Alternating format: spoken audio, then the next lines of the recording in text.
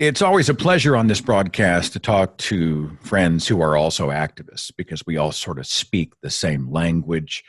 And so I wanted to rendezvous with three friends of mine via Zoom here. I don't use Zoom very often, but I want to welcome Shannon Q, Paulogia, Mr. Atheist Jimmy Snow. Good to have you guys. How you doing? It's early. We're doing all right. Yeah, late for me. I will be going to bed after this interaction as I stay up all night so I can be in my studio in a building with no other people. He's a nocturnal creature. What do you sleep upside down, hanging from the rafters, kind of thing? I'm just saying. It should be. It's actually not at all my natural. Usually, I would be getting up a couple hours ago, but right now this is the life that I have. Can we talk about the batshittery that we're having to endure online with have you guys been going through this pandemic documentary? We could take the entire show just losing our mind about this, I think. Maybe. People always say to me, well, if you're an atheist, we know you're skeptical. And I'm like, no.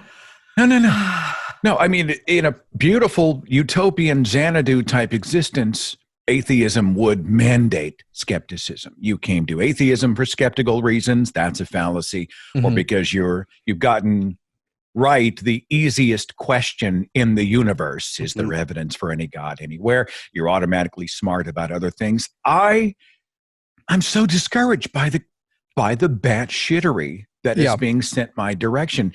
Talk to me about this. I mean, Jimmy, I see you laughing. What? Here's how I see it. I am a skeptic, and right now, because I am not a medical professional, I am going to side with the overwhelming scientific consensus and doctors, though the alternative is I could side with Bruce. And I like Bruce. Bruce is like a nice guy. He's a solid hang. He's a fun dude. All of his sources are YouTube. I'm going to stick with, as a YouTuber, I'm saying that as a pejorative. I'm going to stick with not Bruce. Essentially, it comes down to people are trusting one woman's story. Mm-hmm. That's like, did you watch it? Because she literally during this says that essentially her lab is genetically modified the Ebola virus so that it could infect humans. And then they just walk right past that. She's like, couldn't even infect humans before we taught it to. And then they just walk right past that. I'm like, no, citation needed. There's zero the idea, citations. Though, I mean, it's that people love a good conspiracy. I've done recent shows about conspiracies. I'm trying not to beat that dead horse. The problem is that it won't go away. Like, we want to talk about other things, but these conspiracies are just, I mean, Paul, talk to me. You've been enduring some of this, or what? It popped up in the strangest places. So I was on Unbelievable yesterday, the British podcast. And so I watched the episode before that, just so I'm, familiar with the state of the show when William Lane Craig is on. And he's talking about how the coronavirus was created in the lab and had been unreleased there, when he's supposed to be there talking about cosmological argument. So yeah, when William Lane Craig, who, the Christians upheld as their champion, has not only bought in, but is using his time to convince us of God to tell us that this thing was made in the lab, then we're in some kind of weird end times. We have to be. Listen, I just like to stop in and stick up for the little guys. These are very patriotic Americans, okay? They're doing their best with all the science, and I'm hearing that it was made in a lab in Wuhan. So it's very interesting. That's the evidence I'm seeing. Hey, Jimmy, have you seen the YouTube videos? Because you mimic the hand motions of Donald Trump so well. He just does this reflexive thing, and somebody digitally put in an accordion. So whenever he speaks, it's like, it's just Google accordion Donald Trump hands, and it pops right up. It's freaking awesome. The funny thing is I always refer to this as his invisible accordion. So I love that somebody did it. That's amazing. I like the way that no matter who he's speaking to, there's a very mansplaining kind of vibe about he's talking down to you. You don't understand. Viruses are contagious. People can catch these things, and they're viruses, and then you breathe them. It's like the most rudimentary information, and he acts like he's discovered fire. It's bizarre. And Yeah. pull out a Q-tip and show off how like a swab it is. He's like, this is the swab that you use, and it's a lot like it's a lot like this thing. In a lot of ways, it's different, but it's similar, but it's not. And it's like, what? Who is this man, and how is he the leader of the free world? I'm going to leave all four of us up on screen for a few. The switch is kind of odd for me. I don't use Zoom a lot, but I like the format. We're using it a lot more now that people are self-isolating. I mean, everybody except for Todd Starnes, the Christian nationalist host for Fox News, etc., who is bitching and moaning about the fact that he went to a store and had to use hand sanitizer and was asked to wear a mask, and he called it the destruction of civilization, like as we know it. I'm like, you poor baby. Unironically, like he was being serious. Like he's no. Oh, allow me to pull the tweet up. Please hold. Please hold. I just like that these are the people who always call people like me snowflakes, and they are the most sensitive, triggerable humans that have ever walked the planet. Why would anybody be upset about that? It's for your own safety and the safety of other people. It's at best a mild inconvenience. Yeah, tweeted by Todd Starnes, the 8th of May, so it's several days old. Dropped by a department store to buy a toaster oven, mandatory hand sanitizer squirt and mask, one-way aisles, and if you deviate from the approved zone for customers, they sternly lecture you. The country as we know it has been destroyed, and I still don't have a toaster. It's an actual tweet from Todd Starnes. I got a few characters on his toaster update, though. I've been waiting for the country as we know it to be destroyed for years. I just wanted on the record that Todd Starnes is the mandatory squirt of Fox News. He's the mandatory squirt of Fox. What do you guys talk? I mean, you mentioned, Paul, that you're quoting William Lane Craig. Are you guys still dealing with the apologist? I've sort of moved on. He's been doing the Kalam cosmological argument for so long. He's almost like Max Headroom. There's an 80s reference for you. He's like the same shit kind of stutters out of his mouth over and over again. Are you engaging these guys? You guys doing the apologist tap dance these days? I still am. So my channel is entirely counter apologetics. Used to be focused on young earth, but now it's much more about resurrection and actual Christian apologetics. The fun part is William Lane Craig is in this quarantine era. They're now actually engaging me directly. So I'm not just doing response videos now. They're doing response videos to me, and I'm doing response videos back. And so William Lane Craig, if you go watch my latest video, he's looking a little different these days, which is, I won't harp on that too much because I don't like it when they talk about how I look. But they're in this quarantine era. They're getting on YouTube and they're being even more active than normal. Unbelievable, that podcast I mentioned, they're on daily now. So they're on aggressive because they think they see a window here.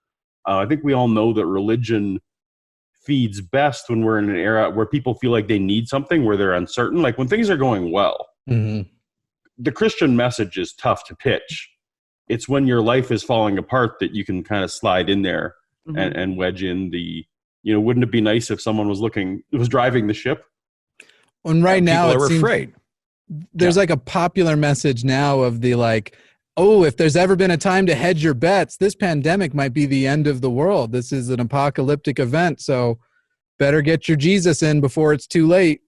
How many ends of worlds have we been through? How many apocalypses have in our lifetimes? I wrote a chapter about this in Sacred Cows, right? It was a listing of all of the end of the world, a listing of many of the popular end of world predicting. You guys remember Harold Camping, right? The late pastor who ended up with 4 different end of the world dates, and they were all wrong.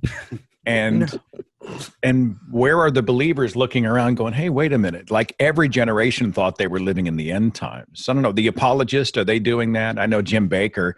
I mean, he's fringe even for an evangelist, right? Yeah, they're not actually calling it end times per se. They are more like trying to use this fear tactic that because you don't know if you are going to live into the end of the year, that you better get right. And they're, part of me also feels like it's part of a drive to keep their churches open as well while they can't physically pass a plate around. Send us your stimulus checks. Kind of thing. Yeah. I've been dealing with that the most. Got people that are saying this is an infringement on our rights. This entire thing is just Christians being persecuted because now we can't gather together in churches, and it's our right to gather together in churches. They're infringing upon our constitutional rights to gather together. We can't have parking lot gatherings. Like they're seeing this as a form of persecution, as though, I don't know, that a virus came all over the world and it affects everybody, and you know, hundreds of thousands of people are dying, specifically so that we could target Christians to make sure that they couldn't physically go inside a building. Now that's interesting because you're Canadian. Yes. Are you catching this stuff in Canada? No, not as much. No. Well, I'm in Canada's Texas, so I'm in Alberta. I was going to say, you guys have Mayor Ford, like, you get it sometimes. Yeah, no, but so my province is, but the rest of us, like, freedom of assembly is almost like something Canadians are learning right now. Like, that's not, we have freedom of free speech, but this freedom of assembly idea of it is so hot right now that Shannon is dealing with so much. That's almost foreign to us. So you look down across the border at us, like you peer over the fence at your neighbor, and you wonder if we have all lost our collective mind. I mean, I don't want to misrepresent. Some days, not always. I know lots of amazing Americans who understand that, you know, this is for your own protection and safety, the safety of society, and it's a temporary thing, and it's going to be uncomfortable, but it's a necessity. But I also, in the Twitterverse and in my where I engage apologetics quite frequently, because on my channel I engage directly in discussions. Like, I'll have them on and have conversations with them, you know, as face to face as you can get. And a lot of those people, like Ben Shetler's one of them. Like, he and I spent 3 days in a fight because he used to co-host Creation Day with Eric Hovind, and now he has a ministry called Truth and Love. And he was trying to get me on his side. He tagged me in a tweet and was like, "Shannon, you said you'd stand up for Christians' rights, and they're being taken away." And I was like, "How?" "Well, we can't have a drive-in parking lot service." I'm like, yeah, so like my kid can't have drive-in school either. Why is this your primary concern? Go on the internet. Well, people need to see each other. I'm like, well, then have a video conference. Well, this is our right. Not really. Like, your rights to gather together end at like somebody else's face, and you're endangering people by doing this. To me, it was tantamount to walking into a crowd, I have a right to bear arms, and just shooting it up in the air and going, well, I have a right to have this gun. I have a right to bear arms. I'm not shooting at anybody. Like, you can't stop me. I'm just shooting it up in the air, when really you're actually putting people in danger, just not directly. You're not attempting to harm people, but your negligence is harmful, and it doesn't seem to register. And I can't imagine why you would have your specific set of rights for this group of people. Well, but everybody else can't. I'm amazed at a culture that, I mean, we have the Christians in this country have so much freaking elbow room, privilege. You know, they can do whatever they want. I don't know, does the persecution narrative make them feel kind of like superheroes? Like, you know, or maybe they're David versus Goliath. You know, I mean, does it feed some sort of an identity thing within them? I mean, you got a psychology background, Shannon. Have you explored this phenomenon? Why do believers seem to require this idea of persecution in their lives? I'm not sure, to be perfectly honest with you. I think it's a protective tactic more so than anything. When people start to lose privileges that they're used to having, that they take for granted, or when they see it as having a right removed, when really they're just leveling up a privilege. And they're no different than anybody else. Like, I'm stuck inside. Everybody here is currently inside. So it's no different for them than it is for everybody else. However, they see it as targeted. That is what's complex to me and perplexing, is why do they see it as specifically targeting them? Like I said, my kid can't go to school. no kids can go to school where I am, which is a daily thing. You can't have drive-in school. And you would recognize that the reason for that is that it's dangerous. Church congregations are actually a higher risk demographic generally because they tend to skew older. Like, you think you'd want to retain that congregation and maybe, I don't know, keep them alive. Right. But the us versus them narrative is super important right now for them. And even harder because they're not gathering together every Sunday. So to keep that us versus them narrative going, they're going to have to go even broader. I mean, as is in Genesis, good grief. They are like, they're throwing all the other Christians under the bus. They're subdividing right now. I think in self-preservation mode, and because they can't gather, the hyperbole has to be ramped up. At least that's what I'm seeing. Go ahead. Sorry. I was just say I'm an ex-Mormon, so persecution syndrome is something I can speak to. I don't know why. Forgive me. My screen switching needs some work. I apologize to my viewers. Forgive me. Ex-Mormon? I didn't know that about you. Oh, yeah. That's like my whole thing. Well, we activists have a hard time finding the bandwidth to like get into all the other channels because we're so busy producing content. So you came from, because I've seen the behind the scenes videos, the ceremony. I mean, whoa, this is so freaking like Midsummer, this cult kind of thing that they do. It's amazing it's gotten that large because they hit the things on the bite model so hard that you would expect it being that culty would prevent it from getting that big. But as far as the persecution syndrome goes, it's practically a Mormon article of faith. I remember like all of the ways you are taught to identify yourself being persecuted and then given the reassurance that, but remember, no one was ever persecuted more than Jesus when he walked the earth. So if you're experiencing people going, wow, your belief seems stupid, you're just like Jesus. And so the Mormons' reaction to everything going on, they've gone full Moses with it.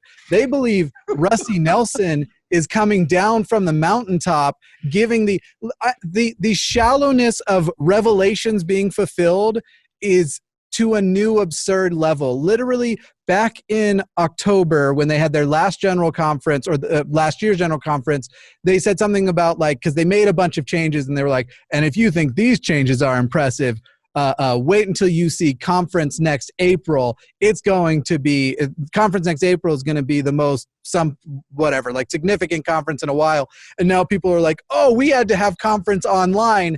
That was him actually giving us a revelation of the pandemic. Therefore, no, that's a real thing. And then they keep finding like numbers. They're like, also, did you know that it started 66 days from, and then 66, and then they keep doing that kind of stuff too. And you're just like the shallowness of thought where they seriously, it is bananas. The guy, I don't know why I feel compelled to say this, but Jimmy is like, when I look at you, Jimmy, I see like if Kevin Smith did a movie about Jesus. Thank you.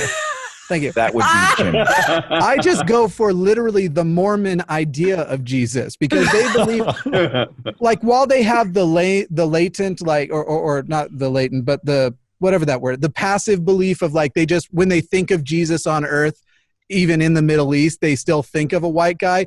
They do literally believe that once he was resurrected as a white person, and that God is a white person, and that part of everybody's going to become white. Now, they're trying to sort of change that narrative now because they're finally finding out 50 years after the civil rights movement that racism's apparently bad for business.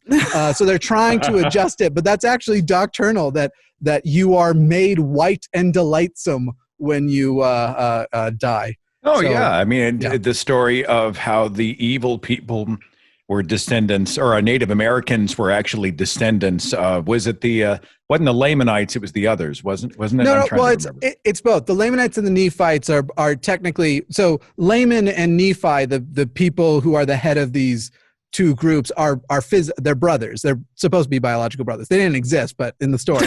And and they come with their father Lehi from Jerusalem. So the original the submarine.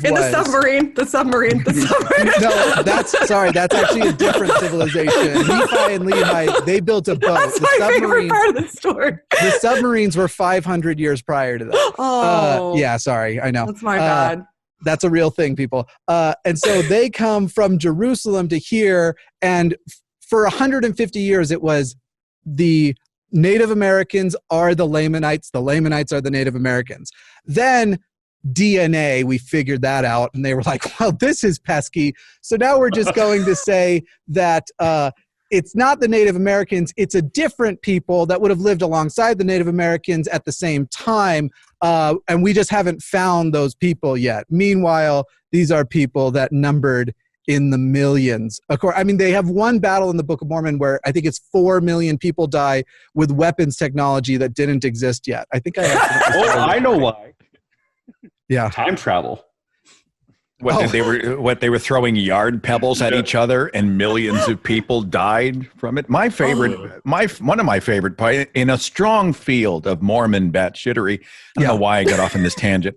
Because I'm here. The idea that after the resurrection, Jesus decides to visit Palmyra, New York. Like, so technically, it might not have been Palmyra then when he. So Jesus comes to, and this is only one of 2 times that teleportation happens in Mormonism, by the way. Jesus dies and he comes to wherever the Lamanites and Nephites are on the continent, which they say is like Central and South America. But then you have this problem of Moroni is compiling the Book of Mormon and hides it in the hill Cumorah, which is in Palmyra, New York, but he wasn't in Palmyra. He was certainly down in Central or South America, and that's when teleportation 2 happened, because the hill Cumorah teleports from the South American location to Palmyra, New York, and that's where Jesus and God show themselves to Joseph Smith in one of his versions of the story, is in Palmyra in the woods, and they're like, Joseph, you haven't touched yourself just enough. In all the hundreds of years of people asking God what his true nature is, you're the person we believe the most wanted to know. That's the. I can just listen to this all day. Didn't Mormonism give me my own planet? Do I get my own planet? Planet, Seth. You have a penis. You get to have your own universe. Planet is just right now. We're in Elohim's. His universe, and he's on a world called Kolob. He's actually on a world that surrounds the star Kolob. This planet's going to turn to Diamond. Are you guys stupid? You don't know this? This planet's going to turn to Diamond and become one of the heavens. And anyway, as a person with a penis, you get to become a god yourself. Have universes, but don't worry, your wife will get to watch you in admiration and somehow deliver spirit babies for eternity, but they come out as basically adults. It's a whole... This is a digression I'm glad we took. This is an offshoot. This is a branch from the lightning bolt that I'm glad we took.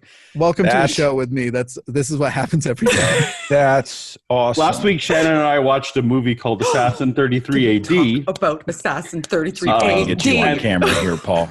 Hang on. Yeah. All right. Tell me about the movies. Assassin 33 AD. And I thought that was really stupid. Now it's not going to actually seem so crazy. However, the plot of that movie is that Muslims develop time travel. And with their time travel, what they decide to do is they want to kill Jesus so that he can't be crucified, so that Christianity can't start. So they send a whole bunch of Muslims and Americans into the past several times so that they can all be incorporated into the Bible.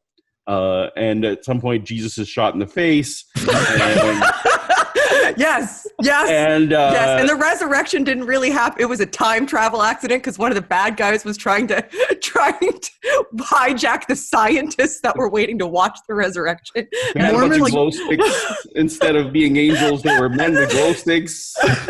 Then the cave explodes and they go in. The glow sticks are everywhere, so they're trying to gather them up. And then the women come in and they're like waving the glow sticks, going, "He is risen," but he wasn't really. They had actually just teleported him back in time accidentally.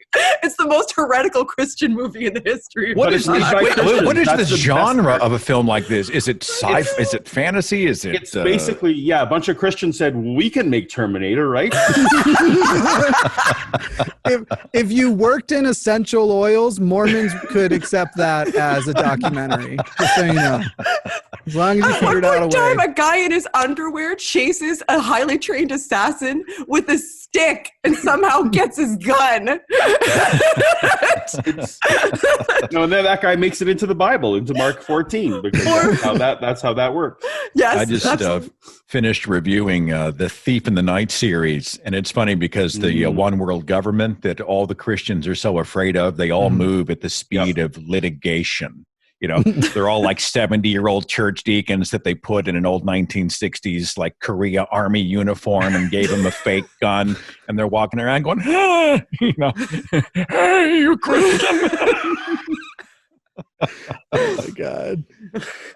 What else are you guys talking about these days? How are you filling your hours? Is it mostly just, I know, Paul, you're doing counter apologetics. Who else are you engaging besides William Lane Craig? You guys, I think that Shannon, didn't you go back and forth with Hovind and a few others, or am I thinking of somebody else? Oh, Paul talked to Eric Hovind. I actually had Eric Hovind on my show. Yeah. In a weird thing that we're having, two arch enemies having a chat together. That was very weird.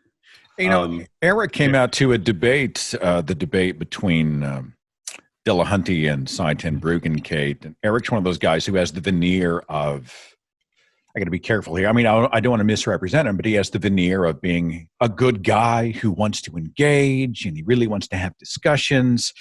But I just get the vibe that this guy's an opportunist. That's just a personal opinion. I don't know. I mean, Paul, talk to me. You can take that wherever you want. Well, yeah. So I think that duality is very real. So he, like a lot of these people, have had to move their live events, which is where they make a ton of money, online. So they opened it up, and I actually attended he teaches a Bible school class, believe it or not. And so I enrolled to take his class because why not?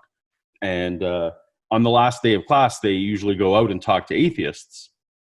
And I've been keeping my head down the whole time in class. And on the last day, I'm finally like, I'm an atheist. If you guys want to talk to me, fine. Well, Eric took the whole hour to talk to me. And we had a great conversation. I spent the whole time not trying to capture him, but I was thinking there's 180 people in this class. And I wanted to demonstrate that atheists aren't the thing they think it is. So I was on very good behavior. So that was great. That's online. But at the same time, yesterday I got an email from the director of Eric's movie that he put out a couple of years ago. And apparently there's all kinds of legal drama where he's not been paid. And like, if I'm to believe the director who reached out, that the kind of thing that his father and mother did, Eric is continuing in terms of not being very financially responsible. So anyway, I think you're right. I feel like I don't know where I land with Eric. We can say there are allegations. There are allegations, yeah. But you keep hearing the same stories over and over again, and you start to think maybe there's something to it. So I'm with you. It feels. Well, there was one apologist. It's been so long. Forgive me, but you would do like a conversation, and then they would go and grab an out of context soundbite, and they would Ray like Comfort? sell it. It may be Ray. I don't know. They'd like sell it Ray. on a disc as part of a larger thing, or they would air it Ray. in some sort of untoward way that completely misrepresented your position. And they would often sell the end product for profit on their store. It was that kind of deal. So. Yeah, well, it's funny that Christians are still like selling DVDs is still a thing in Christian ministry, and that's why they like to gather together and physically sell their media. Yeah, that sounds like Ray. Anyway, like, where's Jesus and the money changers? Why don't you go in there and just throw those people out? And why do you have to have a religious retail outlet to spread the good news when Jesus himself could part the curtain of the sky? He could drive from Palmyra, New York to a specific hub and broadcast his message worldwide. Paul, what'd you come out of? Did you come out of a religion, or you been a lifelong heathen? Or no, I was a Mennonite. So I was on this weird, very community isolated, if you saw the movie The Witness, I was like one generation past that. All right, so you had electricity, but we were the Amish look at the Mennonites like they're terrible people because they had indoor plumbing and things like that. But are you wearing all hooks and eyes and black and shit like that? Or? Yeah, so I was one generation past that. But yeah, my parents and all this. So we moved to the big city to my grandparents started a store. But yeah, so I'm very evangelical. This whole persecution narrative also very fit in with there. I think you probably grew up in an era too where if the devil wasn't attacking you, then you weren't being productive. Like that was the sign that you were doing something good, right? I assume. Yeah. I mean, the idea was if you're of no consequence to the devil, then you're definitely not doing God's work. A good Christian is attacked all the time. You're always under fire by the evil one, kind of deal. But I spent decades doing youth ministry, music ministry. At one point, I could quote most of the New Testament. That was part of Bible memorization was my big thing. So that actually comes in both handy and it's frustrating to the Christians I deal with now because, I'm in a debate with Sean McDowell and he can't think of a character from Acts chapter 4. And I'm like, oh yeah, it's Stephen and you're talking about this and like whatever. So yeah, no, I was deep into it. What do you mean music ministry? I mean, vocals? It's, I played piano and I led vocals, but every church has to have their array of, it wasn't a professional, but yeah, no, but it's great. You probably remember the rush of standing on stage and it's almost like you're in a rock band situation. Yeah. Well, there's a power to communal music. In fact, this is something you don't have to be in church to experience. You can be at a concert to hear all those voices all singing together. It's one of the emotive things that makes these services so attractive. There's a physiological change in the body whenever people experience something like this, what they might call a transcendent moment. And I try to communicate, you don't have to lie to children. You don't have to believe a falsehood to have these moments in your life where you can come together and, lock arms and sing your favorite songs and be inspired and help each other, those types of things. I look back and I think about my weekly meeting I would have with the pastor and he would go through literally how he wants people to feel. And so I'm picking songs based on, how they want the service to go. And it never occurred to me while I was in it. That's like, we're just manipulating how people are feeling. Like, should that not have been the clue that maybe this isn't all up and up? Like, I don't know. We actually did the exact same thing in Mormonism. And and so I also am a pianist and I would do the, I would accompany though in Mormonism, you don't have a choir, you have the whole congregation sing. So it's not always a great experience because not everybody there is tonally gifted. But at the top of the page of the Mormon hymnal, it says what the mood is. And so we would get like a guide of like, okay, first hymn needs to be this type of mood. And we'd pick from those moods. And yeah, that was you take them on a journey, right? You kind of start high. And then when you get closer to the moment of reflection or leading into the offering or especially the altar call, you bring it down, use certain chords in certain ways. I remember, they would always have the guy on the piano in the background as the preacher would talk in that sort of preacher cadence, If you died today, do you know that Jesus would be in your life? Do you know you'd go straight to heaven? Come forward. I see that hand. Yeah, I see that hand. Everyone, all heads bowed, every eye closed, and then they'd say the prayer and then they'd ask for a public profession of faith, which for many of us was kind of terrifying. Yeah. Because, you're supposed to stand up and walk to the front and they spin you around. And this is you're instructed to publicly profess your faith. Shannon, remind me what you come out of, if anything. Your former... I'm listening intently because this is not my experience at all. Like, what's your deal? Like, did you come out of any of this? I wasn't in an evangelical faith. I was an Anglican. So, and my church experience was not similar. It was a very, stand up, sit down, say this prayer, sing this song. Like we had hymns. They all sounded pretty close to the same for the most part. Was this like a box you would check for Sunday morning and then you'd live a secular life the rest of the week kind of deal? No, not particularly. Like I was very, very ardent. I'm a competitive person. So in my church, I was confirmed at 8 because when you're not supposed to be confirmed until you're like a teenager. I was the very first female altar girl that we had there. I was in the choir. I was good. Whatever people said that I wasn't supposed to be able to do, I was doing that because I was all in. I was 100% all in. I was, memorizing my Nicene Creed. I was going to confirmation classes. I was heading up everything that I could. I wanted to be in the front holding the cross. So I very, very, very much believed it. I was all in, but I didn't have the same sort of emotional manipulation that I hear other people have had. I just can't honestly say that I had that as an experience. When I came out of the faith, that I was kind of let go freely. I've reached some people have given, pushback. They don't like who I am, but that's very much personal. And it's not something that anybody in the church specifically, like there was no shunning. So I didn't have that experience personally, coming out of my faith. I just faded away from my church. It wasn't like a really serious break. Jimmy, ex-Mormon, I mean, they're big on shunning. Did they cast you out? So the way shunning works is it's more culturally reinforced. There's not like it's not like the policy from the Jehovah's Witnesses, but it is culturally reinforced. And so it's more of you will have members of your family that will treat you like crap. For a lot of Mormons, they are within their Mormon community. That's where their career is and everything else. So lots of people lose their job. When I left the church a full year after I knew I didn't believe. So I was already working on, my employer wasn't Mormon, my main friends weren't Mormon. So then it was basically just fights with my family a lot for a while. Now there's new policies that they just released that leads me to believe that every member of my family is having to meet with some member of church leadership to make sure that they rebuke what I do online. And so that's an interesting thing.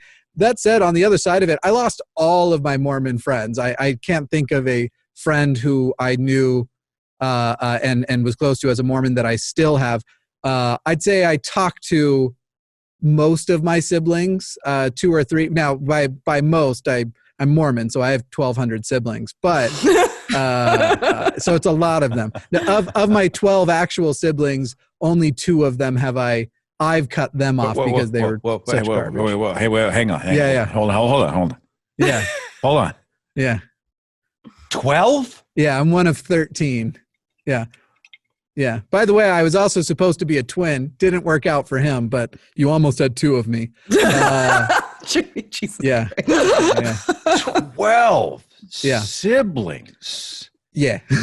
I want to take your mom aside and say, you know what causes that? Right? Well, I mean, you know what causes that. Only 7 of us are biological, but if my parents don't have children to yell at, they start to realize how much they actually like each other. So every time things get too quiet, they go and they get another one from the kids' store. By the way, I'm sitting over here grieved that as a former Anglican that Shannon would not get her own universe. Actually, a former Anglican too. Without a penis. Yeah, I was going to say it has far less to do with the Anglican and much more to do with a lack of certain genitals that will prevent her from. But she will be allowed to bear spirit babies for another god. Oh, well, thank Jesus. Yeah.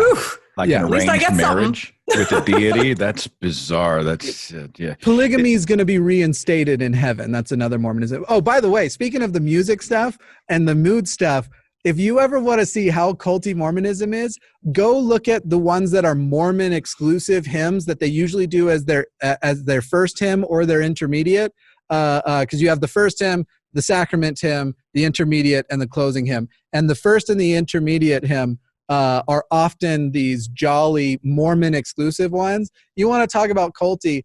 I'm not going to do the whole thing, but I don't know how I sat and belted out, "We'll thank thee, O God, for a prophet," and never went around and go, "This might all be bullshit." And then for a church that says they don't worship Joseph Smith, they have several hymns doing it. So anyway, that's... Hey, Paul, you said you live in the Texas of Canada. I do. That stuck with me. I need more. The Texas of Canada? What are we talking about? We geographically big. We're not the largest geographic province, but we're pretty huge for our population. We have our entire economy is based on oil. That's pretty much it. When you drive around, it looks like Texas. It's flat. You just see oil rigs everywhere, and there's like miles and miles and miles from one town to the next. The joke always here is, you can tell me your dog ran away, and it took 3 days because you can just see them that long. And then we are a Bible Belt. Like, we are stuck in generally much more liberal Canada. We are this pocket of incredibly right-wing politically, incredibly right-wing socially, and we have the world's biggest rodeo, for example. That's one of the things we do here. So it's cowboys and shooting, and so we're this weird pocket of Canada that kind of eschews all the rest of it. Like, all of Canada, the rest of Canada is our most conservative party brought in abortion rights and gay marriage. Like, that's our most conservative party that we have, and yet I live in this pocket that is more Yosemite Samish. Government Catholic schools. Catholic school system. Our government literally pays for religious schools. Like, and there's no, every once in a while people object to that. And they're like, what, are you crazy? Of course we have to pay for religious schools with our taxes. That's just a thing we do. If you say right wing in Canada, is it the same flavor of right wing that we're talking about here in the Normally United not. States? Like, no, the rest of the country, we would call it not right wing, but conservative. And they actually mean fiscally conservative. They would still say, yeah, women should have a right to choose, and if you, whatever combination of people want to get married, sure, that's fine. Like, that's still okay with our conservative party. I'm stuck on something that, if it's okay for me to ask a question of Paul. Yeah. I lived in Cheyenne, Wyoming, and there are signs everywhere that says Frontier Days is the biggest rodeo in the world. Was I lied to? No, yes. So we are the biggest. Yeah, probably. So we have, the caveat is we're the biggest outdoor rodeo. There's no roofs in all of Wyoming. I don't know what. Literally. It's just fences everywhere. There's some walls. In the month of July, my entire province is engaged in Halloween, but the only acceptable costume is cowboy. Correct. As an Oklahoman, I feel attacked. Like, I feel like this should be my domain. Like, yeah. We have red dirt and we have gun racks and all those types. And I can go after my home state because I was born here and I've lived my whole life here. The truth is that they're probably like where you guys are at and where you're at, Paul. I mean, they'd give you the shirt off your back. If you had car trouble, they'd stop and help you out if they knew you were in distress. I mean, there's a caricature that some people in the free thought community have when they talk about religious people and religious communities. They're all, especially here in the Midwest, the Southwest, the Bible Belt, in perhaps your neck of the woods. They're all hayseeds who have an 8th grade education, and they're all, the caricature of the believer. Those people exist, the people who are, they're not exact. They won't be missed at NASA. We'll just say it that way, But a lot of people who exist in this sort of microcosm, they're good people. Right? They just happen to be victims of bad ideas. Would you agree? I mean, well, I was one of them up until like 5 years ago. I absolutely remember being one. I didn't become more smart when I left. I didn't become a better or worse person. Like, I didn't become a sinner. Like some people think that that's what you do. Nor do I think that I'm better. A lot of Christians, well, not a lot, but some, took good care of me afterwards when I got sick. So no, absolutely, I'm with you that what you're indoctrinated in, doesn't necessarily define you as much as we like to think it does. The problem for me, I was taught to just accept things on authority. And I think when we come around to a lot of things in this world, even like with pandemic and all these kind of things, when we accept things on authority, and I know Shannon is huge on this, so she's probably I'm just waiting. I'm seething. Really, like it's authority is the problem, and it doesn't matter whether the authority comes from the right or authority from the left or wherever the authority comes from. It's not advocating for your understanding, if I may borrow a phrase. Shannon Q. All right, take the cue. Talk to me. Yeah, so I've been just bouncing up and down, being patient, because this is something that I feel very, very strongly about. And one of the things that I do in my activism is I work towards pulling apart the polarization that we all tend to contribute towards. This us versus them sort of dichotomy that we find ourselves in, where we need to identify enemies in order to feel as though we have a cause at all. And that's just not the case. We end up lumping people into an out group and othering them arbitrarily. And that's more damaging. You're never going to change somebody's mind or help them understand how you think if you've already positioned yourself as their adversary. So many people in our lives who are Christian, who are Muslim, who are, whatever faith, are really, really good people who, like you said, from my perspective, I would see them as victims of bad ideas. Now, are you ever going to change their mind if you just spend all of your time telling them that they're foolish, they're dumb, they're indoctrinated, they're stupid, you're smarter than they are. If they were just more like you, then maybe they'd be better, but they're not, so they're bad.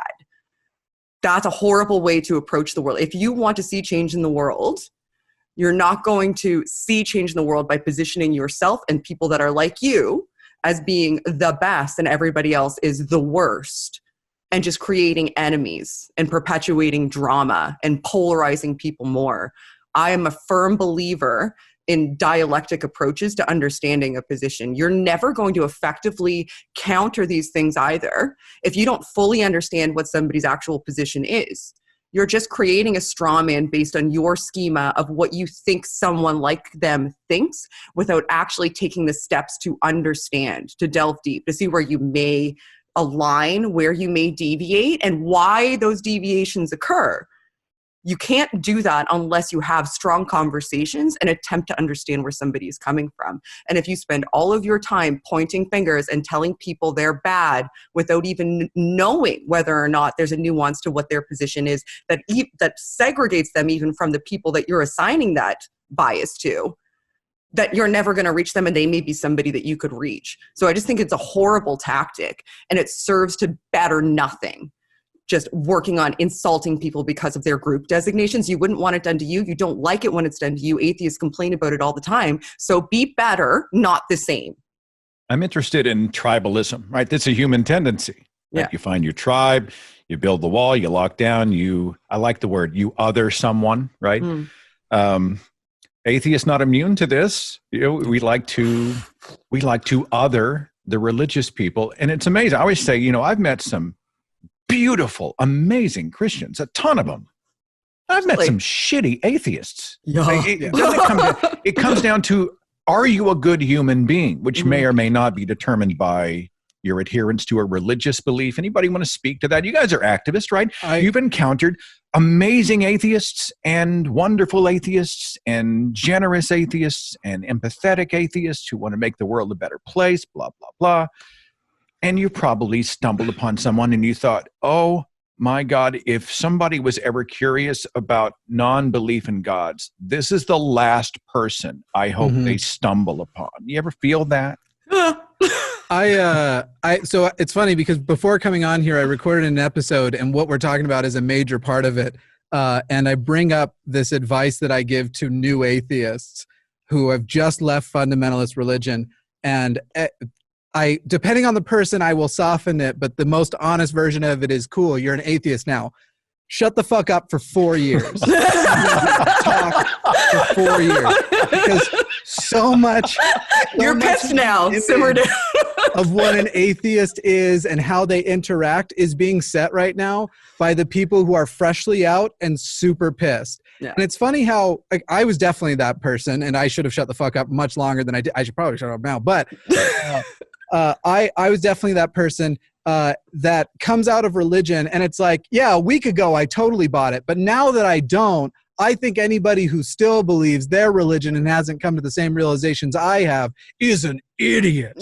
And in coming into the YouTube space, my channel's main directive is countering. I do much less of the apologetics. I do it sometimes for fun. If Josh Feuerstein ever comes back to the internet, I will definitely do it way more. It's just my favorite. He sells some of his Cartier watches and finds his way back into the, Hey, everybody, I just want to demonstrate that I don't know a thing about biology by continuing to straw man everything I've ever heard.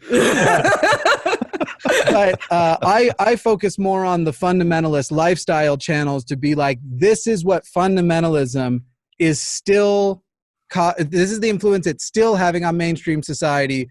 We need to stop that crap.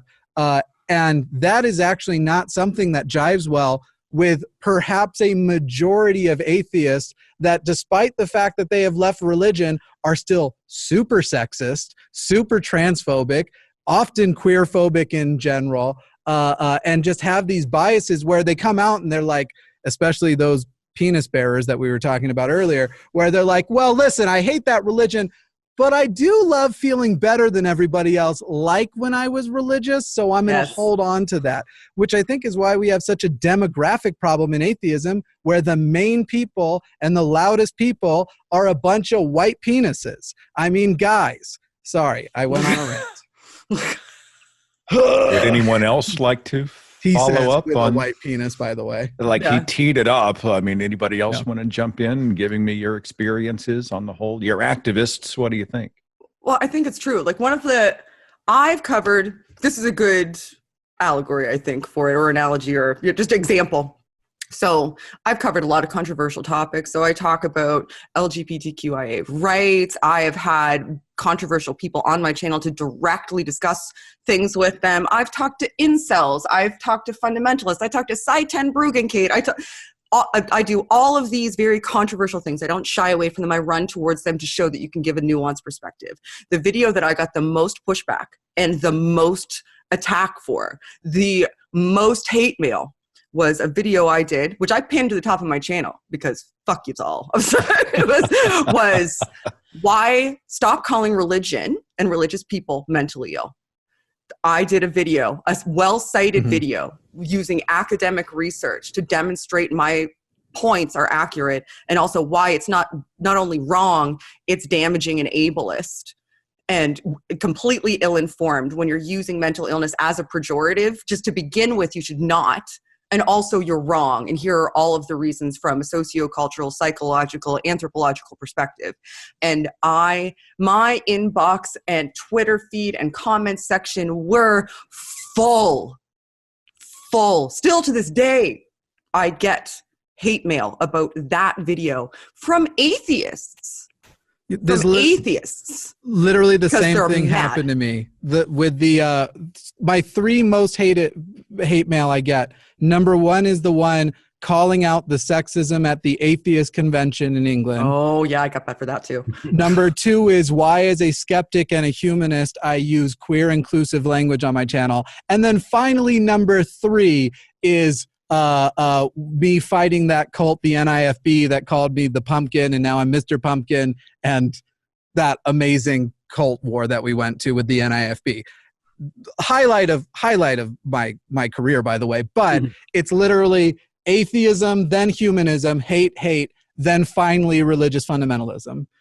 I feel like this is the portion of the channel where the four atheists talk shit about atheism. Well, it's not even atheism. It's just that some people, I think, atheists aren't immune to it. They just aren't immune to it. And that's one of the reasons why it's so important to have positive activism. And I can understand where the anger comes from. Jimmy, you can say you were angry. I know Paul can say he was angry.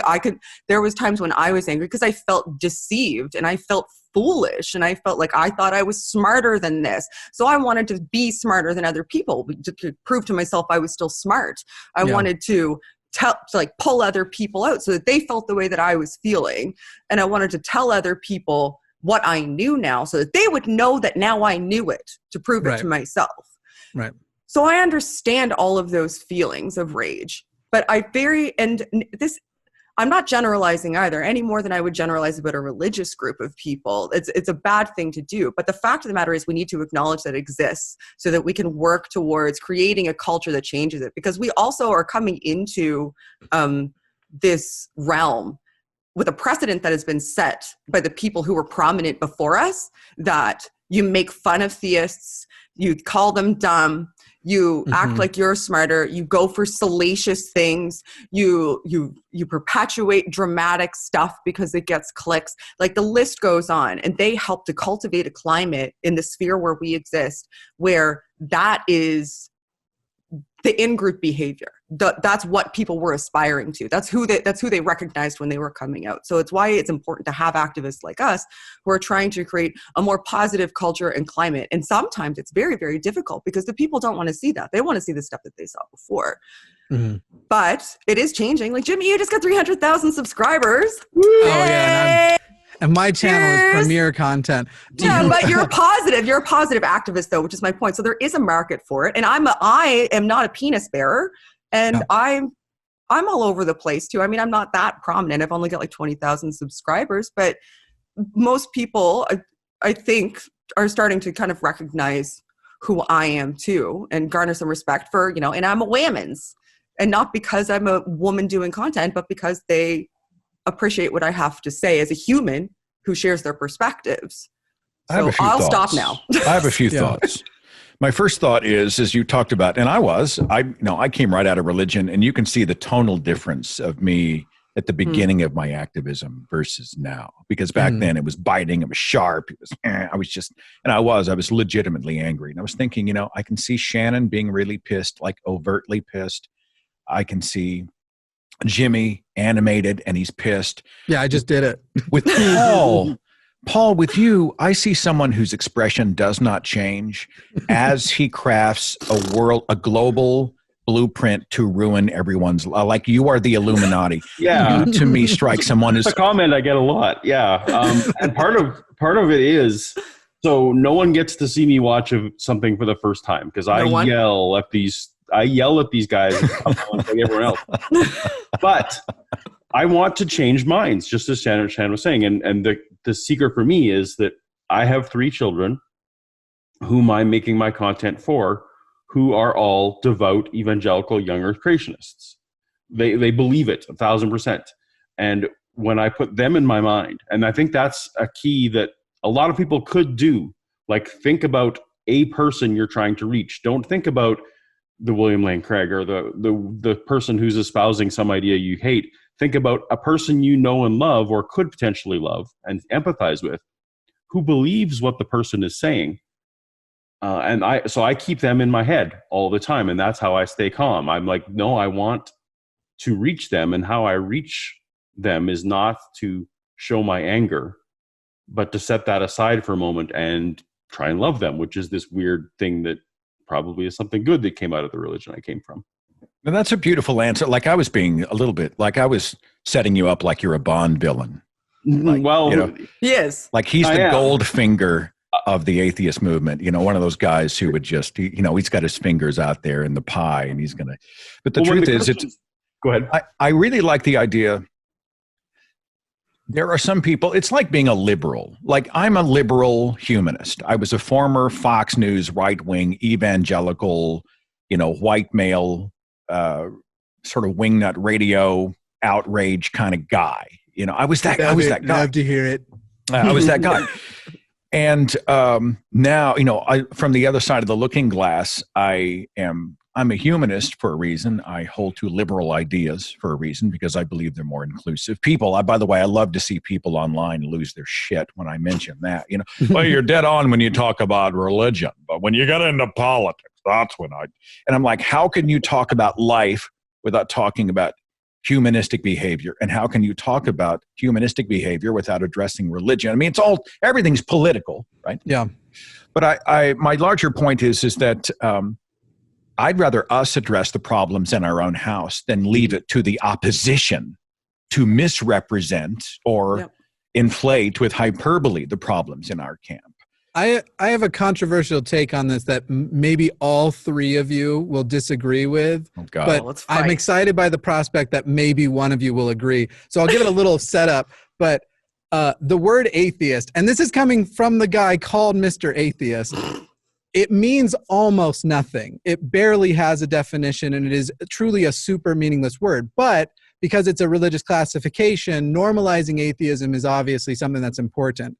Once it is acceptable to become atheist as an attribute, I actually feel it might not be the best thing to maintain that being the front word we use as we move forward with activism. Because atheist incels, atheist white supremacists, there are tons of these groups that are growing wildly, and they're not less atheist because they're incels. If they don't believe in God, they're still atheists.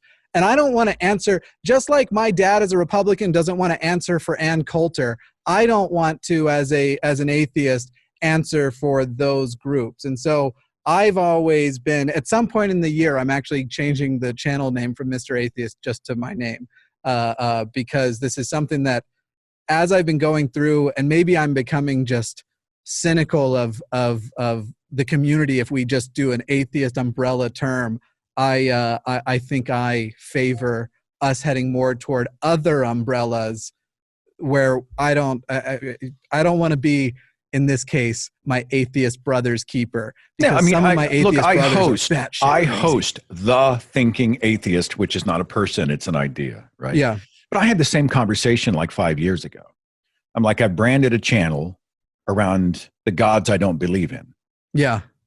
But the thinking humanist, I mean, I was just like, do I switch it? Do I make a change? Because I went through, I think, and I still continue to struggle a little bit with that conversation, but I like it for the purpose that if someone who is coming out of religion, that one of the first things they're going to Google is the word atheist, and my channel pops up, and that becomes their introduction to these conversations. So I found real utility in it.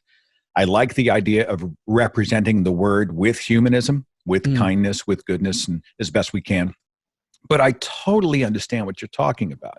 You are leading with what you don't believe or what you don't think. More than that, the most common comment I get on my channel is, I didn't watch your show, even though YouTube was hitting me with it time and time again. I finally watched an episode, and I was surprised to find out you weren't like these past atheists, just coming in here to tell me that sexism isn't real, racism isn't real.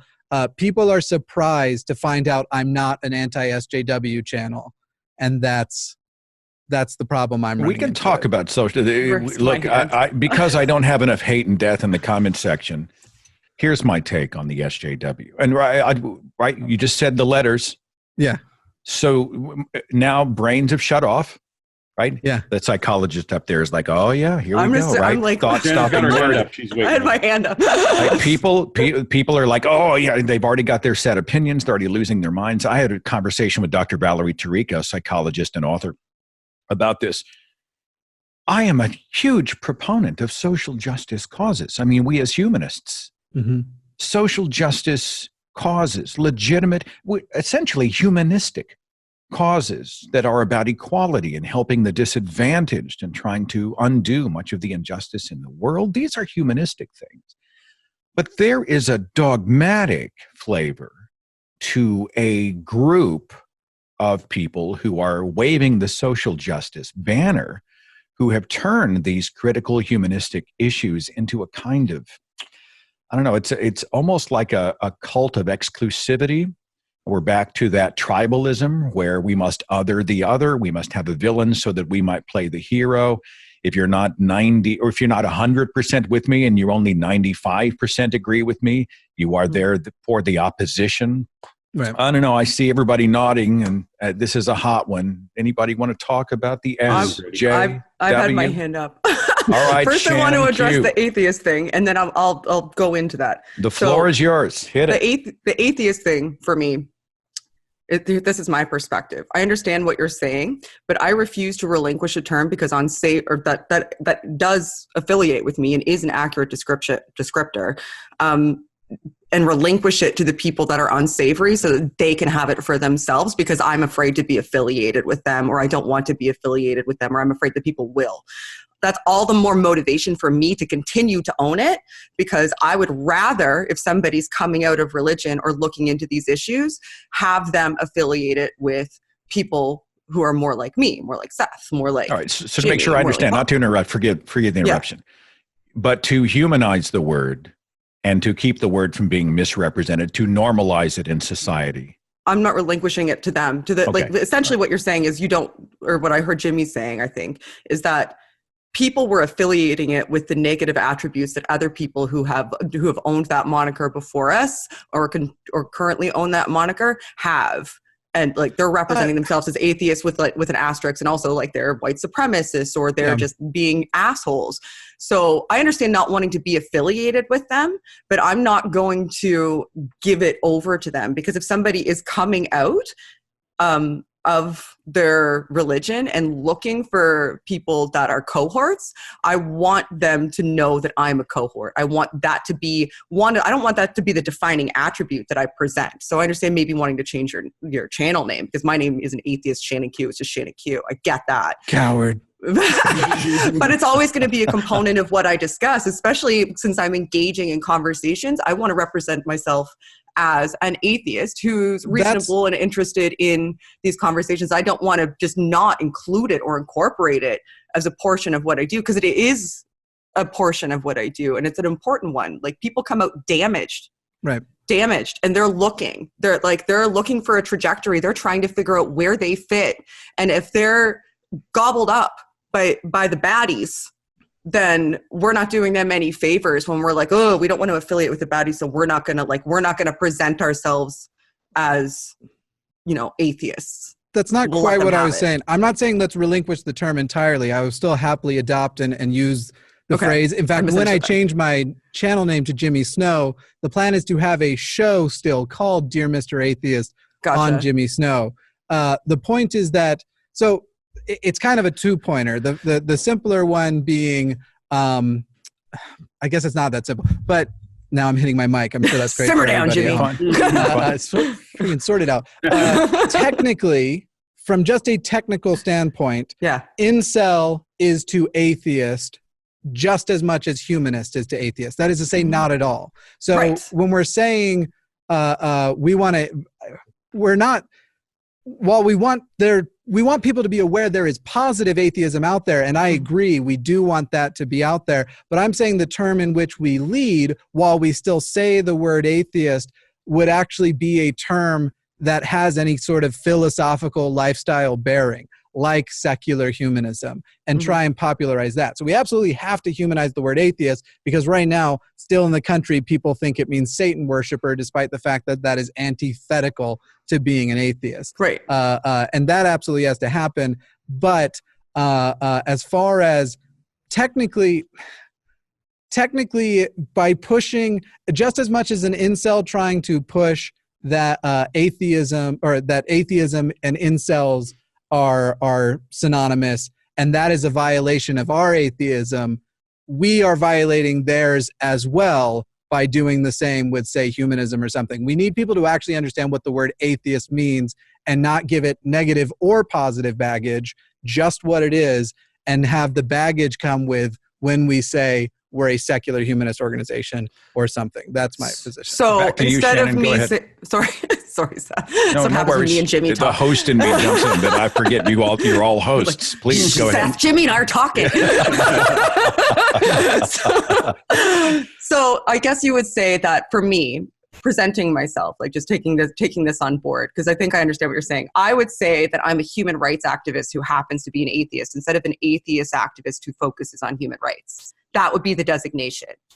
And funny enough, I call myself an atheist activist. So do I. Shorthand all of the time. Yeah. And I'm saying at a certain point we should be more specific with the language, because technically It's so trying to make innocuous. anything synonymous with atheism is a misrepresentation of atheism, unless it's literally I either lack a belief in gods or I believe no gods exist. Now, the challenge there, I agree though, with I've noted, I mean, atheism, I do not believe in any gods anywhere. There may be a little definition required. Like no, I don't hate God. No, I'm not declaring outright I'm saying I don't believe in a God. Right. But if you get into secular, humanist, that now people are like, well, what's a humanist? What does secular mean? You have to get into definitions. And so I like the challenge of defining a word they've never heard before more than I like the challenge of convincing them we're not Satan worshipers, because that's what they were taught before. Because now you're talking about, I can explain to you what a word means versus your pastor lied to you and you need to believe me because I'm the one who actually adopts the label. And that's I may be with you, Shannon. higher mountain. I actually, I hate to be a politician, but I see the points from both of you. I know this is nuance, and on YouTube, nuance is forbidden. Like it's a matter of policy that you can't have a nuanced position. But I understand the challenges of leading with atheism. I understand that how the word has been misrepresented, or how it doesn't necessarily indicate goodness or your philosophies. I get that. But I also like to use it. I think it's healthy I am an atheist. And once they've gotten to know me personally, then they hear that I'm an atheist. They can't put me in their cookie cutter. I don't fit in the box. Now I'm messing up their categories. Now they're going through that weird sort of journey in their mind where, hey, wait a minute, maybe atheism isn't. Maybe this guy doesn't dine on baby salad for dinner every night. I love that too. I just want atheist. I am an atheist and I am 6'2" to have equal baggage. That's not to say some people who are, 6'2", it has a little baggage. Paul, I'm going to come to you. I know Paul's been very patient. Shannon, I want to hit me on social justice real fast. You said you were jumping up and down in your chair. Oh, that was more so about the atheism thing than it was about the social justice. Okay. I just want to say, we need to normalize it. There's still people who are atheists who are afraid to say they are. Yeah, I have had conversations with people in this sphere and outside of this sphere who are atheists, but they don't want to say it. They don't want to say it because and I feel as though the more people that come forward that have that position, that say, yes, I'm an atheist, and own it, the closer we'll get to what you want, Jimmy, because it won't matter as much, because the people that are like, I'm an atheist, rah, rah, rah, rah, white nationalism won't own the stage. It'll just be something that normal people do. They're like, I'm a scientist and I'm an atheist. I work at McDonald's and I'm an atheist. I'm a stay-at-home mom and I'm an atheist. It'll just be a component of being a human that people just brush off, like saying you're 6'2", but we're not there yet. I so agree. I'm not ready to stop screaming it from the rooftops until we are there. That's when I started the thing, I was saying we should eventually transition to that as we're doing it, once it's normalized, it should be just an aspect of agree. In fact, I will say with the number of atheists I've interacted with online, if all I have heard is a person is an atheist, I wouldn't say my feelings are at first positive. Again, as an atheist, that's a problem for some reason. But yeah, exactly. This is why I rarely read comment sections. This is why. Good call. I actually ignore my comment section like crazy. I'm just aware. You read it short term to make sure there's not a fallacy or you've made a mistake in terms of content. But if you follow, and I Facebook's better. YouTube, and I'm not trying to throw all my YouTube users under the bus because I got a lot of them and I appreciate them. But the flavor of person who comes in and dominates a comment section, they seem to have been, I don't know, it's like they were made in a lab. Like there's a factory for YouTube commenters of this particular stripe who agitate, they're abusive, they come because it's more anonymous than Facebook. Same thing with Twitter. Twitter and YouTube both have much more abusive and toxic commenters because commenters do not have to have any level of identification to have those accounts. So the anonymity empowers them, and now democracy is dying quietly. All right, Paul, you've been very patient. I love my mythicist brothers and sisters, so great on you. But stop coming into my comment section. I have this nuanced debate about some section of theology, and most of my first comments are, but Jesus didn't exist though. But no, I'm trying to talk to people who really do and to walk them like towards the step. Like, yeah, please stop. Please stop. I found the mythicist argument almost academic. Like, we know the God-man didn't exist. The rest is just, semantics. Like, that's what I always say. It doesn't matter to me whether maybe there was a guy named Jesus who had 12 buddies, like whatever. That doesn't, that makes no difference one way or the other to these other discussions. 12 buddies he made leave his wife. I'm not saying their wives. I'm just saying hung out with 12 dudes, best friends with a prostitute. I'm queer and I'm saying I see signs. All right. So I come back to because I need to do due diligence. The idea of humanistic behavior and being a part of promoting equality of our fellow human beings and trying to help the disadvantaged and to reverse injustice. This could be called social justice. Do you differentiate? This is a loaded question between these ideas and SJWs. Anybody want to talk to this? I like 80% of the SJWs I interact with, and I interact with a lot of them, and most of them are good people who came to something that much like Atheist YouTube was toxic before we got there, and there was a lot of cleanup to do. Wait, I was there before you got here. I do not amend the statement.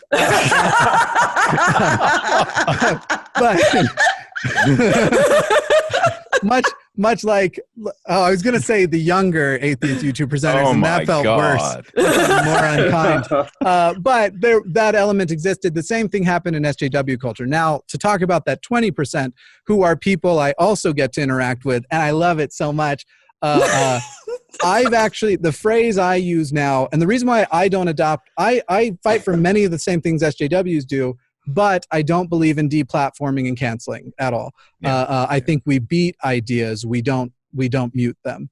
And so the term I use to describe where you have SJWs and some of them become extremists and they become that cult, I've been using cancel culture warrior. There's a short phrase that I think came from Tumblr, but I don't know Tumblr like it, but people call them woke scold. Those are the types of quote-unquote SJWs I find intolerable and as hateful and unhelpful to the cause of social justice as literal bigots, as literal racists, sexists, and transphobes. So those are the groups of people that I'm, again, this is because I'm doing the lifestyle fundamentalism and stuff, this is something I'm interacting with all the time, especially because I'm a trans ally advocate and I accept the budding science that gender is a spectrum and those sort of things. And so it comes up a lot. The people that are just sitting by waiting for you to say anything. Earlier, I made a post on Twitter and the phrase was literally, if you don't wear a mask in public, I hate you. That was the tweet. And I had people under that tweet telling me to check my privilege.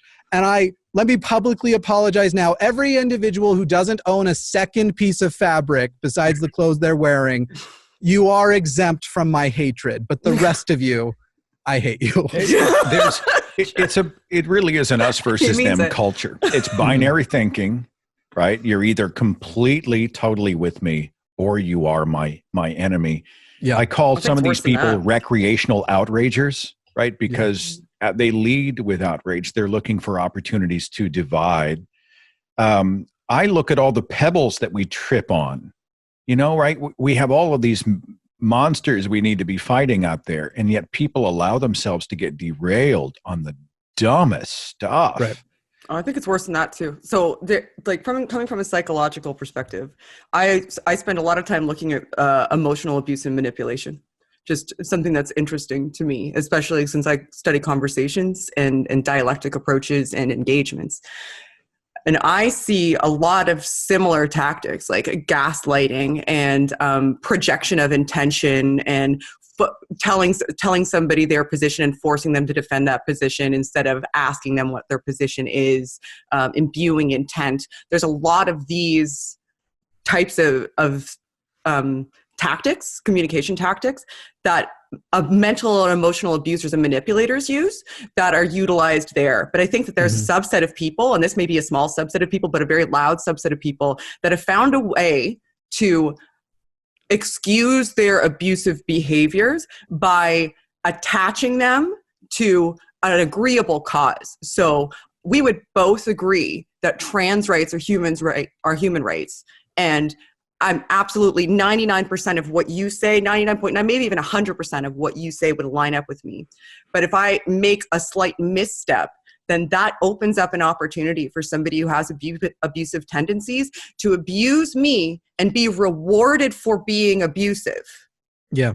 And that is exceptionally dangerous, and people don't realize that. It's the same sort of tactics that under any other circumstances in a relationship, you would remove yourself from that person. People would tell you to remove yourself from that person. But in this scenario, because the cause that they're attaching their abusive behavior to is one that means something and one that should be championed, that abusive behavior is rewarded because it's seen as a necessity in order to advance that cause, when in fact it's not. It's a detriment because now you're attaching that cause to feelings of abuse by people who may otherwise be allies. That's an interesting angle, right? If you criticize them for being abusive, they say, well, you're criticizing my worthy cause. Correct. Only someone who's a bigot or evil would criticize my worthy cause. It gives them an out for abusive behavior. It gets them rewarded for being mentally and emotionally abusive, because people see them as champions of their cause and not as abusers. And that is what they are.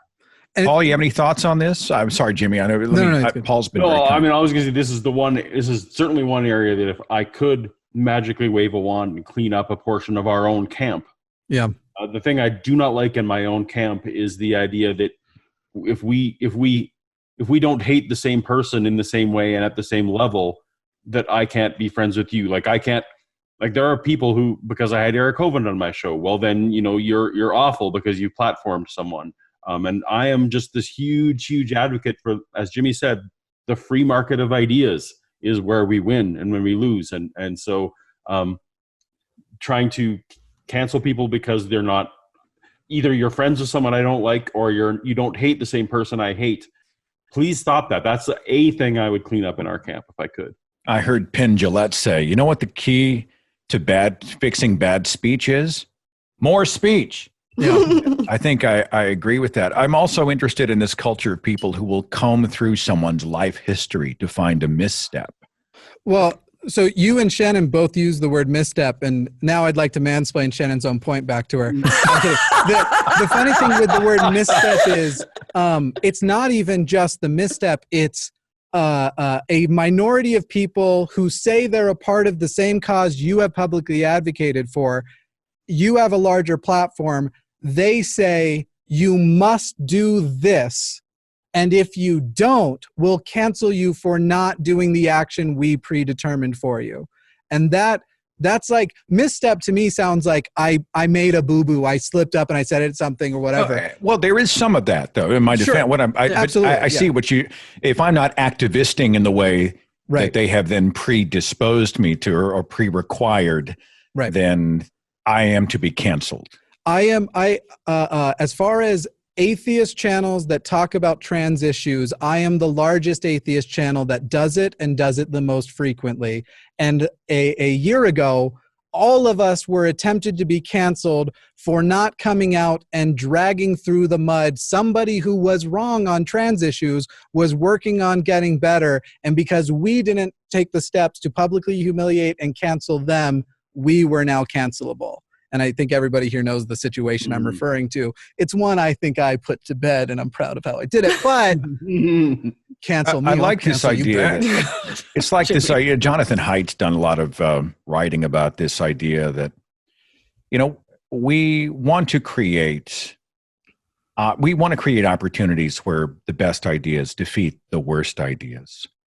But this idea that if, you bring somebody in to be on stage with some sort of antagonist in a forum of public debate, and the student response at a college is for them to throw up protest signs and heckle and scream and riot and lose their shit.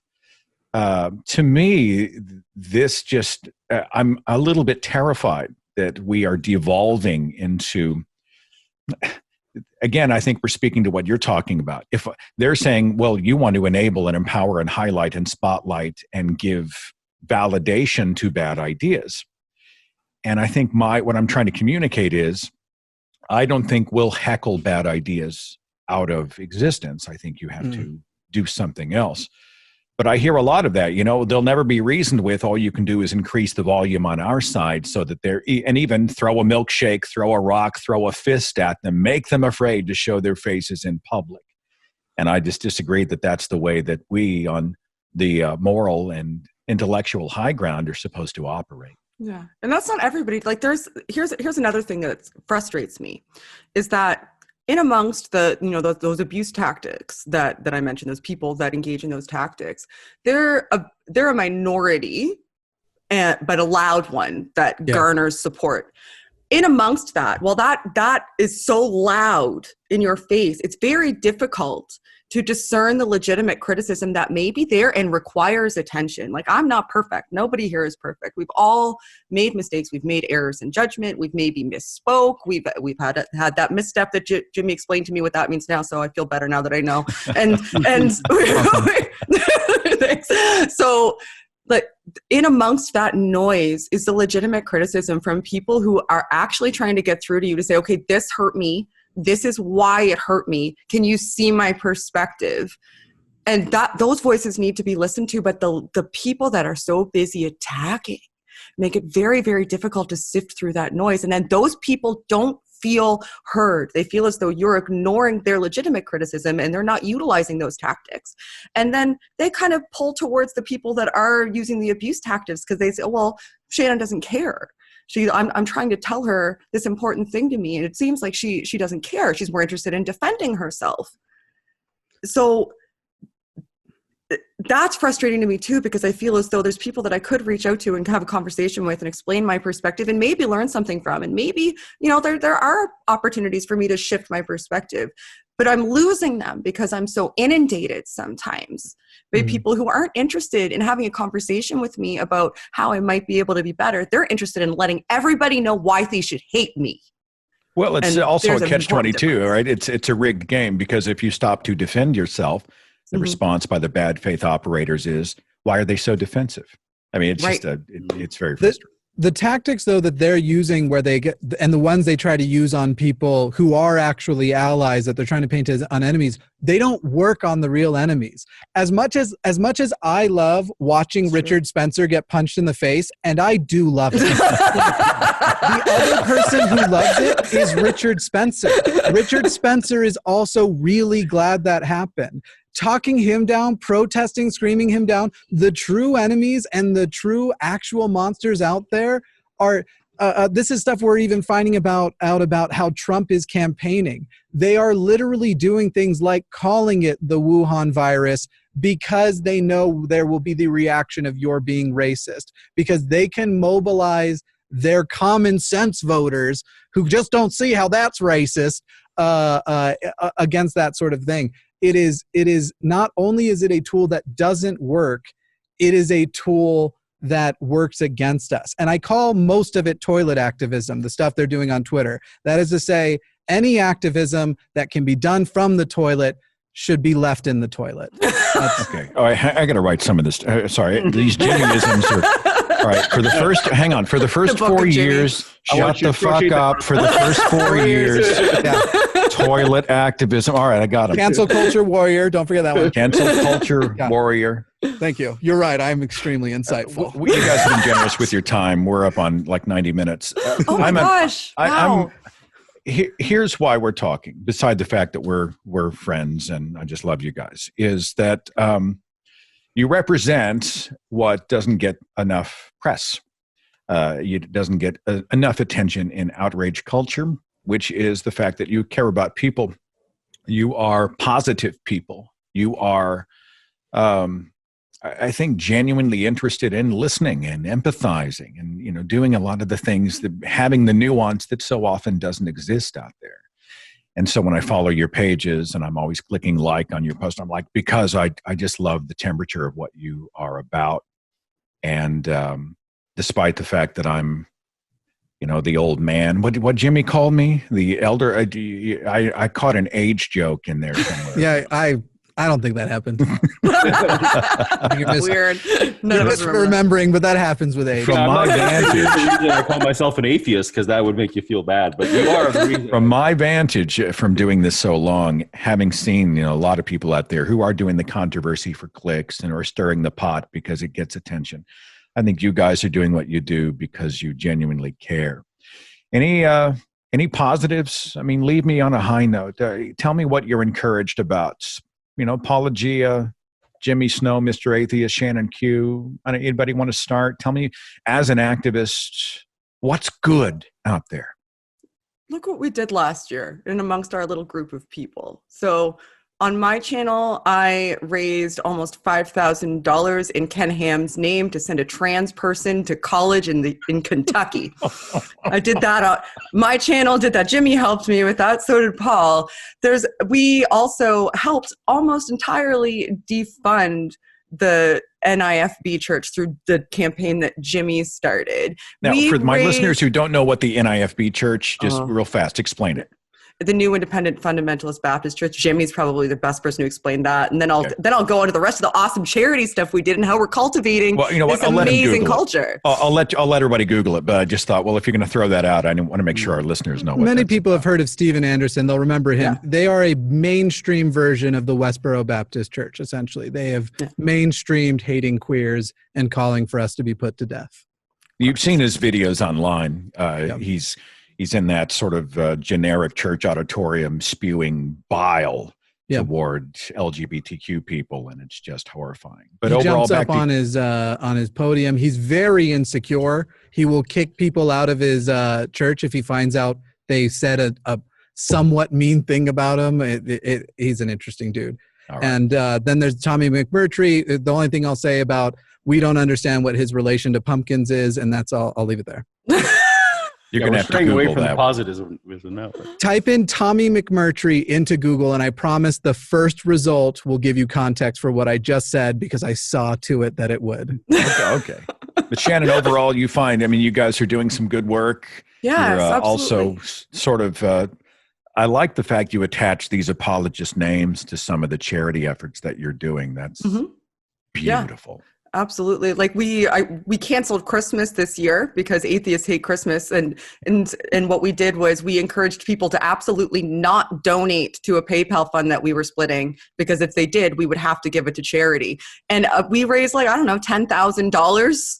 I think it was more. Multiple. Yeah, I think it was might have even been closer to $15,000 that several of our channels raised together. I bought over $1,000 worth of gift cards to a grocery store to donate to a food bank. They went to multiple different charities.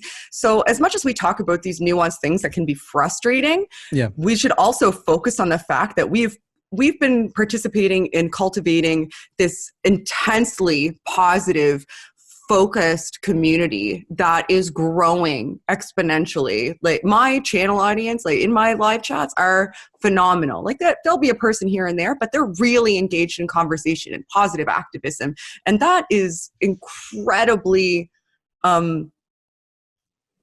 heartening to me, because it means that people like that have been looking for a home and are just now realizing that there is one for them. I'll make sure that the links to all your channels are in the description box for sure. If those, Paul, you got any thoughts for me? For me, the main positive thing comes out of peer review. I understand, and when we're talking about atheism, I actually wanted to get the Americans' thoughts, and maybe we'll do it another time on atheism as a word in politics. But we're seeing the rise of the nuns, and that for me is the most exciting thing we're seeing the last couple of years. Sure, people aren't coming and saying I'm an atheist, but fewer and fewer people are turning to the church for the most important parts of their lives. They're turning elsewhere. And I think that is just evidence that we as a non-religious community, maybe not atheists, are finally providing some of those things to give people a soft place to land so that they can, if they need someone to help them move, they can find a secular way to do that. If they need medical care, they're finding secular ways to do that. I'm just so encouraged that secularity is building some of this social infrastructure so that people can leave the church without the negative consequences in their lives. And so when we see the rise of the nuns and ONES, that no religious affiliation, that's heartening to me. Jimmy Snow, what do you think? The greatest thing that I can't talk about too long or I'll get super emotional about was, I'm already doing it. Last year, my audience and I pissed off an Egyptian prosecutor so much that in Cairo, they released a trans political prisoner. We literally got a trans woman released from prison in Cairo for being trans using fax machines. So that's was the highlight. I got of my goosebumps, dude. That's amazing. Like, yeah. That's social pressure. I mean, it makes me cry every time. So I'm trying not to. Just everybody showed up and petitioned for the release. So this prosecutor, the only form of communication they had was a fax machine. But that is true of everybody who is imprisoned, and we literally, it was fax after fax after fax using not a World Health Organization, one of those. I can't remember which one it is off the top of my head. It's like the WHO. The Amnesty International. No, but it was a demand letter release. Now this is a violation of human rights letter. We took that, and they couldn't receive any other facts for days. And in response to it, they released her because she was being held prisoner for being publicly trans. That's amazing. Yeah. I could picture these people, and they're like, well, hell, it's going to be less expensive to not pay the incarceration than buy all this ink for the fax machine. Damn it. Egypt that's how they talk in Egypt, but that's how Oklahomans think Egyptians. Oh, wow. Egypt and Al-Sisi actually also really, really hate any kind of world focus on negative things there. So if you can convince them that we noticed, they will act. They do not like foreign criticism at all. Speaks to Paul's question. I mean, I don't know, this is where you're going, but atheism and politics, we're still at the stage now where if you say I'm running for office and I'm an atheist, you're communicating, I would like to lose this election, is what you're doing. And there was a time 10 years ago, there was an atheist political party. And I'm like, well, this is destined to fail. I'll tell you why. Because it was a top-down effort. Right? You won't have, first of all, it's a political party wrapped again around something that we don't believe in. It wasn't a proactive party. But two, the culture had not changed enough at the bottom level of the pyramid to support the idea that you could have lobbying influence as a political party. And so I've been sort of working like you guys have been working on the culture itself, right? It's the attitudes of the constituents, the voters, the friends and neighbors and coworkers and the people who are making up these communities. Their minds and ideas have to evolve. And then the politicians that represent them in public office will become a reflection of the cultures that elect them. And so that's been my position. I mean, not to derail us here, but I mean, do you guys have a different take on that as far as, politics and having an atheist? People have asked, when do you think we'll get an atheist president? And I'm like, oh yeah, we've had an atheist president. Yeah, for sure. They've been politically savvy enough not to say so out loud. But Colorado's getting better. We're one of the more secular states in the union here, and we have a gay governor. I don't know. I don't know how authentic his religious beliefs are. I think there are now 2 atheist governors, so we're only one executive spot away from the presidency now, atheists are. But yeah, it is still political suicide, certainly on a national level. Trudeau, are you guys happy with Trudeau up there in Canada? No? Yeah? I'm fine with him. But I don't live in Alberta. I'm not one of those Wexiters. In Alberta, they are not happy. But I mean, I'm in Nova Scotia, and I'm quite content. I think he's doing just fine. But I don't have a job in the oil industry, and he's very environmentalist and is looking at alternative forms of energy. And the oil industry doesn't much care for that. No one wants to know this, but I'm so attracted to him. It's ridiculous. I want him to know. It was all I've been thinking about this entire morning, actually. So I wonder if Jimmy thinks that Trudeau is hot. Yes, I do. The answer is generally yes to anybody that you ask. Like, it's foolish to say no. That is really not true. I have standards. There's just a lot of people in the world, so a lot of people qualify. Like, they have to be people and in the world. And Seth, you're still married, right? Yeah. Never Never mind. All right, don't worry about it then. It's weird. Yeah, I married way up. People look at Natalie and they look at me and they're like, You have money? Like they try to always ask that question. Yeah, it's one of those. And things. people look at me with my never having a partner and they're like, that makes sense. They get it. Let me finish on a very, very, this is a huge gear shift, but I just want to finish on this. I feel like it needs to be said. Shannon Q, there was a recent tragedy in your area. I just want you to know that we love you.